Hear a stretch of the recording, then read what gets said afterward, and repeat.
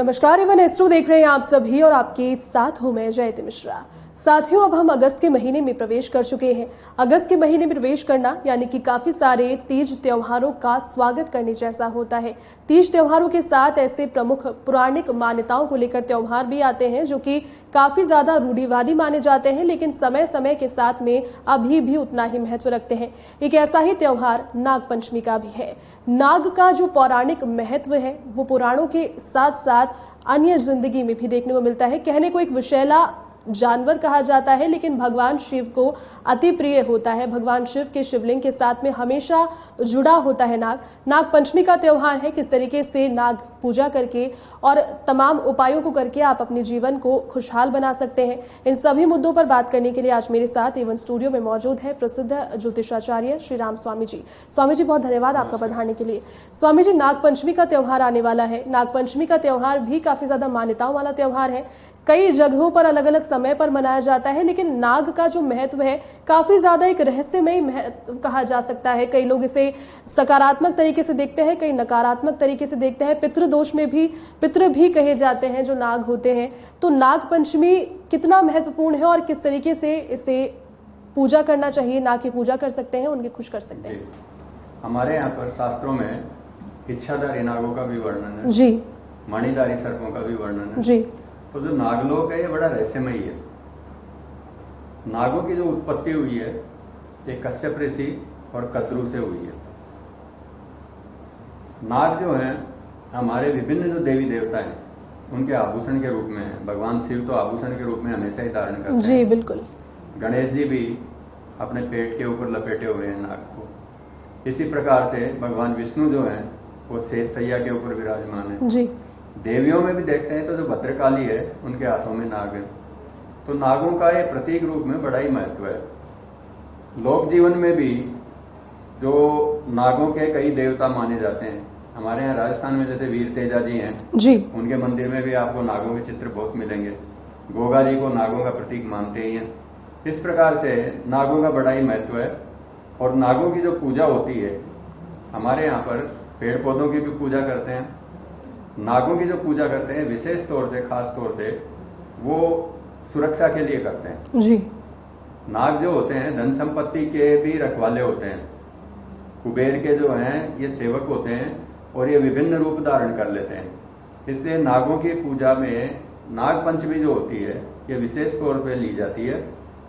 श्रावण शुक्ला पंचमी को नाग पंचमी मनाई जाती है। जी। हमारे यहाँ राजस्थान का जो मरु प्रदेश है, जैसे पश्चिमी भाग है, उधर कृष्ण पक्ष जो होता है, श्रावण का जो कृष्ण पक्ष होता है उस पंचमी को भी नाग पंचमी के रूप में मनाते हैं। जी। लेकिन पंचमी तिथि का नागों से जो संबंध है वो आपको बताते हैं।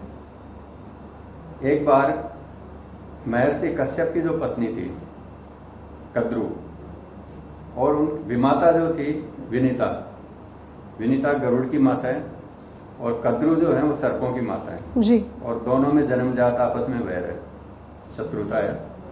तो समुद्र मंथन से एक घोड़ा निकला था जिसका नाम था उच्छश्रवा। वो जो घोड़ा था वो बिल्कुल श्वेत रंग का था, सफेद रंग का था।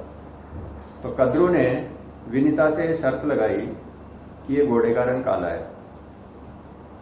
विनीता बोली ये सफेद है। कद्रू ने ये शर्त रखी, अगर इसका रंग काला हुआ तो मैं जीवन भर तुम्हारी दासी रहूंगी, अगर सफेद हुआ तो तुमको दासी बन के रहना पड़ेगा, काला हुआ तो तुमको दासी बन के रहना पड़ेगा, सफेद हुआ तो मैं दासी बनूंगी। जी। तो उसने सर्पों को ये आदेश दिया, जो सर्प उनके पुत्र थे, उनको ये आदेश दिया कि तुम सूक्ष्म रूप में जाकर के और उस घोड़े के चारों तरफ लिपट जाओ जिससे वो काला दिखाई दे। सर्प इस कार्य को करने में असमर्थ रहे, वो वहां नहीं जा पाए। तो कद्रू ने उनको यह श्राप दिया कि पांडव वंश में जो राजा जन्मेजय होंगे वो एक यज्ञ करेंगे, नाग यज्ञ करेंगे और उसमें तुम सब भस्म हो जाओगे। ये श्राप सुन करके नाग बड़े विचलित हो गए। वासुकी उनके प्रधान नाग थे जो भगवान शिव के गले में भी हैं। वासुकी को साथ लेकर के वो ब्रह्मा जी के पास गए। ब्रह्मा जी से जाकर के इसका निदान पूछा कि इस श्राप का निदान क्या होगा। तब ब्रह्मा जी ने बताया कि यायावर वंश में जरत्कारु करके तुम्हारे कोई बहनोई होंगे। और उनका जो पुत्र होगा वो आस्तिक होगा, वो तुम्हारी रक्षा करेगा। तो ये जो उन्होंने ब्रह्मा जी ने उनको उपाय बताया, वरदान दिया, ये श्रावण शुक्ला पंचमी को दिया था जी। और जो जरत्कारु था उसने भी जो नागों की जो रक्षा की वो श्रावण शुक्ला पंचमी को ही की। इसलिए पंचमी तिथि जो है वो नागों की मानी जाती है। अब एक परंपरा है नागों को दूध पिलाने की जी।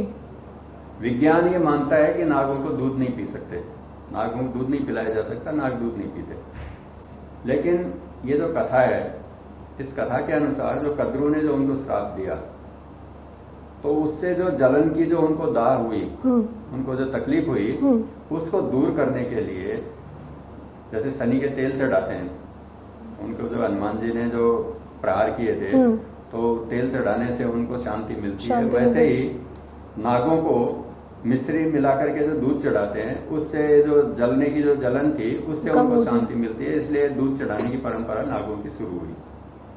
अब नागों की जो पूजा होती है ये हमारे यहाँ जो परंपरा है उसके हिसाब से एक पट्टा बिछा लेते हैं या चौकी बिछा लेते हैं, उसके ऊपर एक काला सूत या काला एक डोरी ले लेते हैं, उसके 7 गांठ लगा करके प्रतीकात्मक रूप से उसका नाग बनाते हैं जी।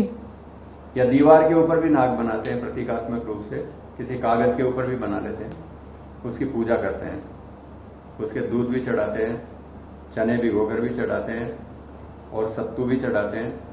इस प्रकार से उनकी पूजा करते हैं। जो सर्प का जो निवास स्थान होता है, जो बांबी होती है, वहां से मिट्टी ला करके और उस मिट्टी में कुछ धान्य मिला करके उसको बो भी दिया जाता है और अपने जगह जगह पे उसको रख भी दिया जाता है जिससे धान्य भरा रहे। तो ये नाग पंचमी का महत्व है।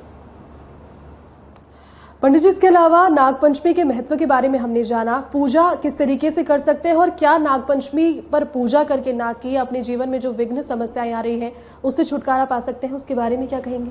बिल्कुल। नाग क्या होते हैं पहले के समय में, अब तो सर्पदंश की घटनाएं कम हो गई हैं, पहले सर्पदंश की घटनाएं बहुत ज्यादा होती थी। उनसे रक्षा के लिए, अपने बच्चों की रक्षा के लिए ये नागपंचमी की पूजा की जाती थी। नाग देवता जो है धन धान्य के भी प्रतीक है कि धन की रक्षा करते हैं, इसलिए उनकी पूजा की जाती है। कहीं कहीं पर पितृ रूप में भी नागों की पूजा की जाती है। इसलिए इनकी पूजा से उनके संतानों को बहुत ही लाभ मिलता है और किसी प्रकार की अप्रिय घटना नहीं होती, धन धान्य परिपूर्ण रहते हैं। बिल्कुल। तो साथियों, ये आपने सुना नागपंचमी के महत्व के बारे में, किस तरीके से पूजा नागपंचमी पर की जानी चाहिए। सभी जानकारियां बिल्कुल बारीकी से साझा की हमारे साथ पंडित श्री राम स्वामी जी ने। स्वामी जी, बहुत धन्यवाद, आपका पधारे और आपने समय निकाला। तो इसी प्रकार के रोचक तथ्य और जानकारियां देखने के लिए आप देख सकते हैं वन एस्ट्रो की टीम के साथ में। फिलहाल मैं चाहूंगी इजाजत। नमस्कार।